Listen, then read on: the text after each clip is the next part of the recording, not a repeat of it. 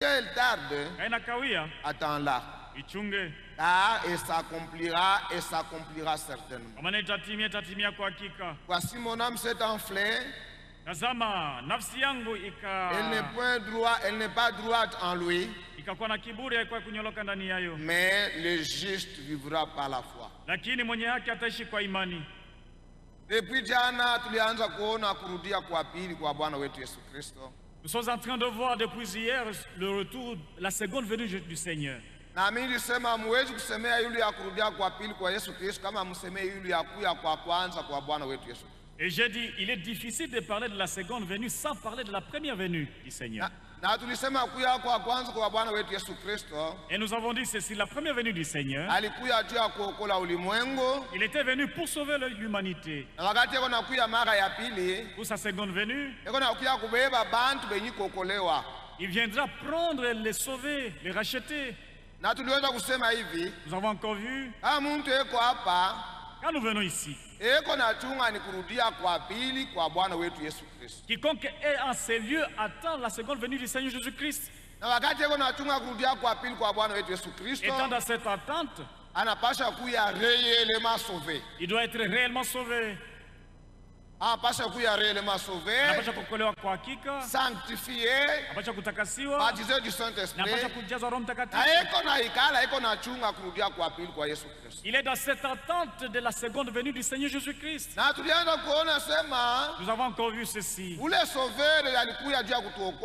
sauveurs qui étaient venus pour nous, notre Seigneur Jésus-Christ, avant de venir, dans cette Bible, il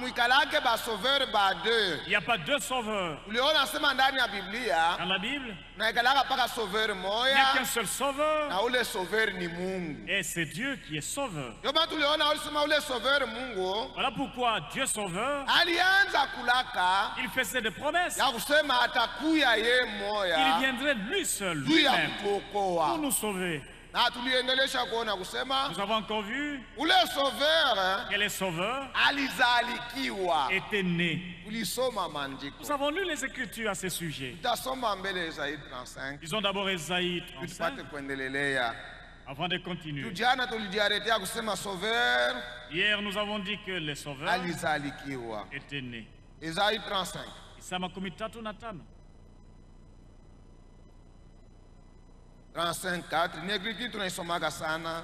une écriture habituelle. 35:4 nasema, dites à ceux qui ont le cœur troublé, prenez courage, ne craignez point, voici votre Dieu. Isaya 35 mstari wa 4, ambia wale moyo wao iko nahangaika, mko na hodari, msiogope kitu. Tazameni Mungu wenu. La vengeance viendra, la rétribution de Dieu. Kulipisha kisasi kutakuya, malipo ya Mungu. Il viendra lui-même et vous sauvera. Atakuya yeye mwenyewe na atamiokoa. Alors s'ouvriront les yeux des aveugles. Ipofu macho yao itafunguka. Ouvriront les oreilles des sourds. Iziwi watasikia. Alors alors le boiteux sautera comme un cerf. Kilema ataanza kuruka kama vile ndama. Et la langue des muets éclatera de joie. Na bubu atafurahi. Ah, des eaux jailliront dans le désert. Maana maji itatoka mjangwa. Et les ruisseaux dans la solitude. Na mitoni itatoka fasi pakavu. Il viendra lui-même et vous sauvera. Atakuya yeye mwenyewe na atamiokoa. Na maonabii anza kusema kwamba le prophétie disait ceci. Ule mtoto atazalikiwa na bikira.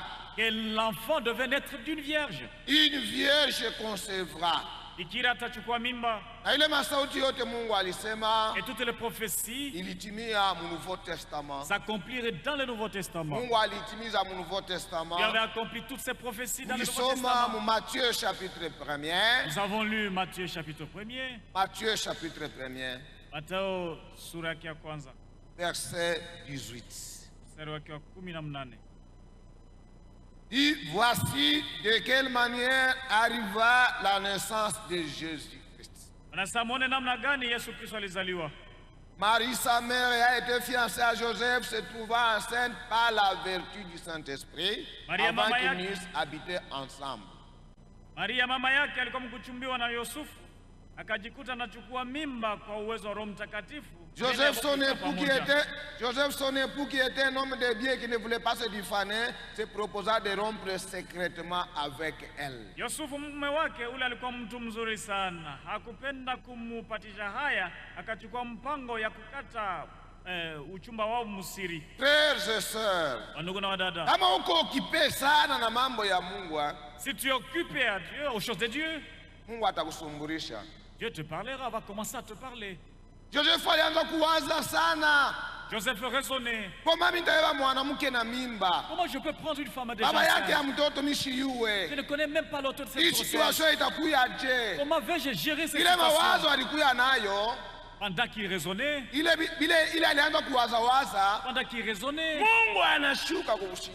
est descendu pendant qu'il était en sommeil.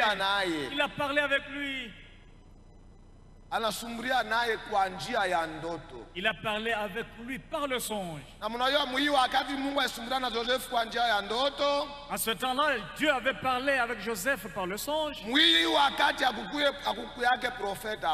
À ce temps-là, il n'y avait pas de prophète. Au temps de Joseph. Pendant que la Vierge avait conçu. Jésus dans le sein de Marie. Dans leur époque, il n'y avait pas de prophète sur la terre. Le prophète était dans le sein d'Élisabeth. Amen. Le prophète Jean. Le prophète était Jean-Baptiste. Quand il n'y a pas de prophète, il n'y a pas de gens qui peuvent interpréter les sons. Dieu parle clairement à son peuple. Même présentement dans notre époque, on ne se tracasse pas au sujet des sons. On n'a pas à chercher des gens pour interpréter nos sons. Quand il n'y a pas de prophète, Dieu parle clairement à son peuple. C'est pourquoi voilà pourquoi vous tous mes frères et sœurs qui allez ça et là dans les dénominations chercher les interprétations des songes, c'est que vous n'avez pas bien cru. Vous n'êtes pas encore sortis. Nous sommes déjà sortis. Si nous avons quelque chose devant nous, notre Dieu parle. Et comme il y pensait, voici un ange du Seigneur lui apparut en songe et dit: Joseph, fils de David, ne crains pas de prendre avec toi Marie ta femme, car l'enfant qu'elle a conçu vient du Saint-Esprit.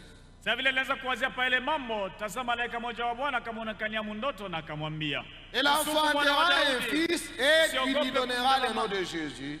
Usiogope kumbeba Maria mke wake, kwa maana yule mtoto anachukua mimba, anatoka kwa Roho Mtakatifu na atazaa mwana na watampanga jina yake Yesu. C'est lui qui sauvera son peuple de ses péchés. Ni yeye yule mtoto ndiye ataokoa taifa yake toka dhambi yao. Tout cela arriva afin que s'accomplisse ce que le Seigneur avait annoncé par les prophètes. Ile mambo yote ilifika hivi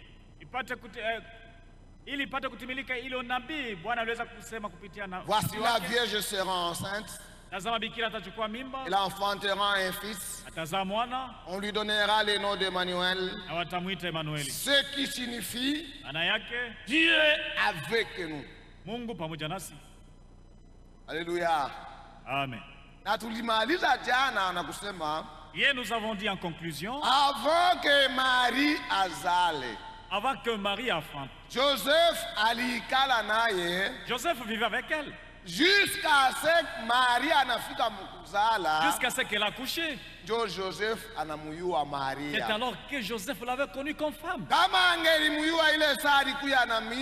Si Joseph l'avait connue étant enceinte, la prophétie de Dieu devait être anéantie.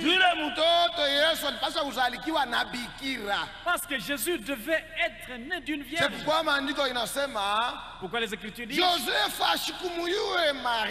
Joseph ne connut pas Marie. Jusqu'à ce jusqu'à ce qu'elle avait accouché. J'ai encore dit, pour que les promesses de Dieu s'accomplissent sur les enfants de Dieu, les enfants de Dieu souffrent beaucoup. Et tous les porteurs de promesses, Dieu le soutient, de sorte que les promesses de Dieu s'accomplissent en leur faveur. L'enfant Jésus naquit. Les mages s'étaient déplacés pour aller le voir. Où est le roi des Juifs qui vient de naître? Ils ont dit, nous avons vu son étoile en Orient et nous sommes venus pour l'adorer. Les savent naenda kumwadorer. Quand ils sont allés l'adorer, quand ils ont appris la nouvelle de la naissance du roi, Hérode était jaloux. Jésus n'était pas un roi terrestre, mais il était mfalme wa kumbingu. Et Dieu a dit, Joseph et Marie, oui, en Égypte, parce qu'on cherche à tuer cet enfant. Notre Jésus bébé, on était venu le cacher, ils étaient venus se réfugier en Afrique. Alléluia. Amen. Ça paraît grave. On a pris l'enfant Jésus. Ils sont venus se réfugier ici chez nous, particulièrement en Égypte. Après la mort du roi Hérode, il dit, tu peux encore retourner avec cet enfant. Parce que ses ennemis sont morts. Ils ne sont plus sur la terre. Ils sont rentrés avec l'enfant Jésus. Comme il était des coutumes des Juifs, de consacrer les bébés, Jésus devait être aussi consacré. On l'amène au temple pour la consécration. Ce jour-là de sa consécration, Siméon chez lui, il était un vieux sacrificateur. Il résolut aussi de se rendre au temple ce jour-là, poussé par les Saint-Esprit. Les gens sont allés au temple en amenant les enfants. Les parents amènent un bébé pour la consécration. Et celui qui devait prier, l'homme de Dieu, fait sa prière. Seigneur, bénis cet enfant. On les rend ses parents. Et notre bébé, l'homme de Dieu prie pour cet enfant. On le rend ses parents. Et notre bébé, Marie s'est tenue debout aussi et résolue de l'amener aussi. Quand Marie se levait, les sœurs ont commencé à se jeter le regard, se croiser le regard. Dans chaque église, il ne manque jamais de ceux qui connaissent beaucoup. Mais que cette sœur ne soit pas toi. Que tu ne sois pas l'une de ces sœurs-là. Et ces filles le signe. Cette sœur est tellement courageuse. Quel courage de ce mari. Tu cherches aussi à consacrer cet enfant, c'est un bâtard. Et Joseph a accepté cette humiliation. Quand Dieu fait une promesse, les gens ont l'habitude d'oublier. Et Dieu, quand on lui n'oublie pas, n'oublie jamais sa promesse. Ils ont commencé à se jeter. On ne sait pas si on va jeter ce bébé. Mais c'est Siméon qui porte cet enfant. Siméon regarde ce bébé. Alléluia. Amen. Jésus est un drôle. Étant bébé, regardez les paroles, suivez les paroles de Siméon.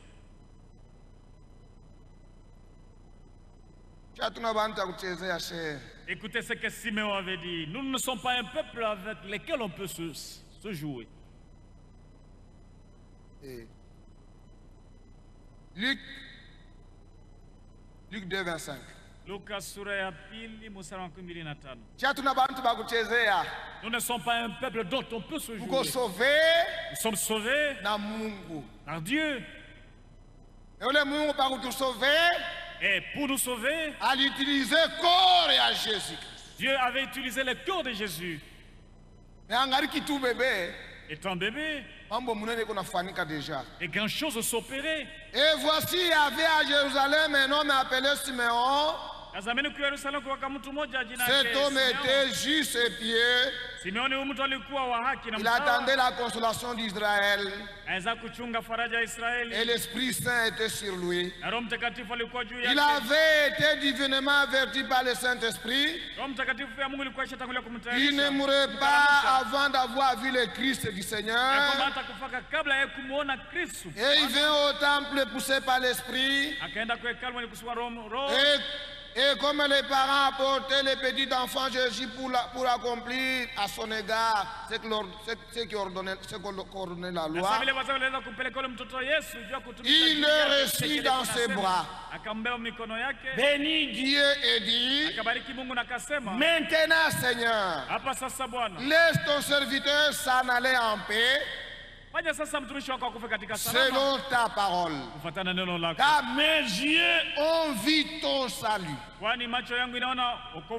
Salut que tu as préparé devant tous les peuples. Lumière pour éclairer les nations